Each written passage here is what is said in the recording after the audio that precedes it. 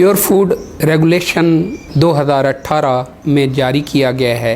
इस रेगुलेशन के तहत हुकूमत दर हकीकत छोटे किसान, हमारे लाइव स्टॉक का कारोबार करने वाले छोटे किसान हैं, उनके दूध फ़रोख्त के बारे में कुछ ज़ाब्ता-जात बना रही है। ये ज़ाब्ता-जात दर हकीकत उन पर कुछ पाबंदियाँ लागू करने के मुतरादिफ है कि हमारे किसान जो कि खुला दूध फ़रोख्त करते हैं, बेचते हैं, वो अब खुला दूध नहीं बेच सकेंगे।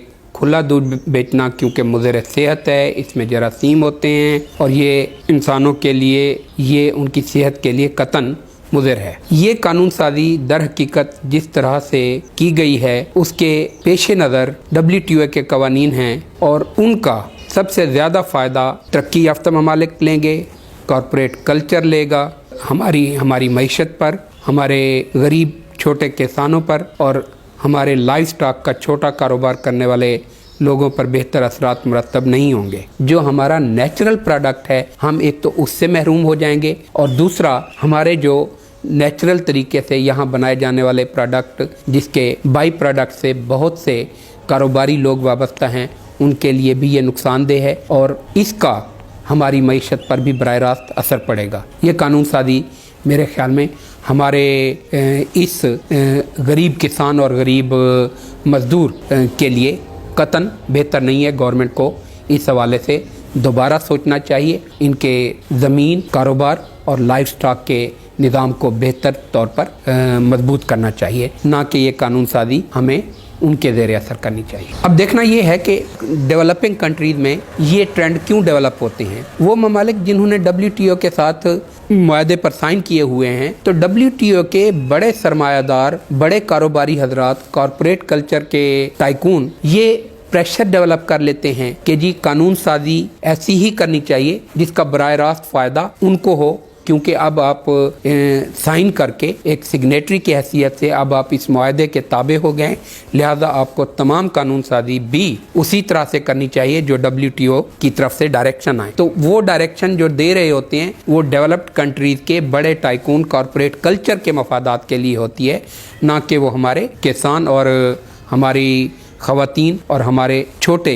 पैमाने पर लाइव स्टॉक से वाबस्ता लोगों के लिए है। तो ये ऐसी कानून साजी का बराह रास्त सरमाया उन्हीं ममालिक को जाता है, उन्हीं ममालिक के कॉरपोरेट कल्चर को जाता है। हमारी मईशत इससे मज़ीद दबाव का शिकार होगी और हम अपने जो नेचुरल प्रोडक्ट्स हैं उनसे भी महरूम होते चले जाएंगे।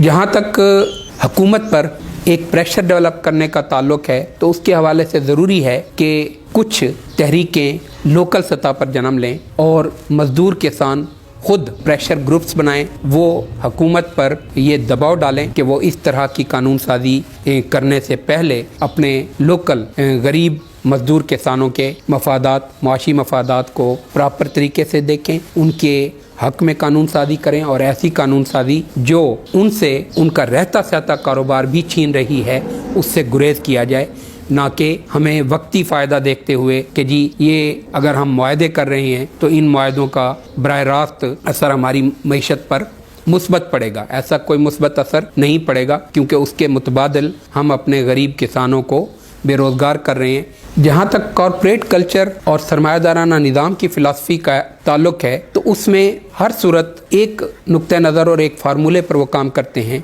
उनका ये होता है कि मुनाफा और शरह मुनाफा को किस तरह से आप बढ़ा सकते हैं। वो हर सूरत अपने मुनाफे और शरह मुनाफे पर ही जोर देते हैं और उसी पर ही फोकस करते हैं। कॉरपोरेट कल्चर ने कभी इंसानी बुनियादों पर या कभी इज्तमाई सोच के हवाले से या इज्तमाई लोगों के मफाद के हवाले से नहीं सोचा।